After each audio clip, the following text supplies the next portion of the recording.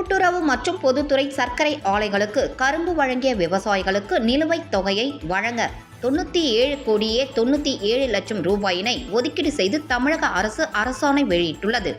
தமிழ்நாட்டில் 16 கூட்டுறவு, 2 பொதுத்துறை, 22 தனியார் என மொத்தம் 40 சர்க்கரை ஆலைகள் உள்ளன. இந்த நிலையில் கரும்பு விவசாயிகளுக்கு வழங்க வேண்டிய நிலுவைத் தொகையை விரைந்து வழங்கிட ஏதுவாக 8 கூட்டுறவு சர்க்கரை ஆலைகளுக்கு 97 கோடியே 77 லட்சம் நிதி ஒதுக்கீடு செய்து ஆணை பிறப்பிக்கப்பட்டுள்ளது.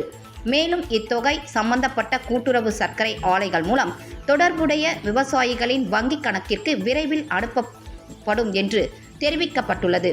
கரும்பு விவசாயிகள் இந்த அரிய வாய்ப்பை பயன்படுத்தி அதிக பரப்பளவில் கரும்பு சாகுபடி மேற்கொண்டு கூட்டுறவு மற்றும் பொதுத்துறை சர்க்கரை ஆலைகளுக்கு கரும்பு வழங்கி பயன்பெறலாம் எனவும் சுற்றுலா மற்றும் சர்க்கரை துறை அமைச்சர் ராஜேந்திரன் தெரிவித்துள்ளார்.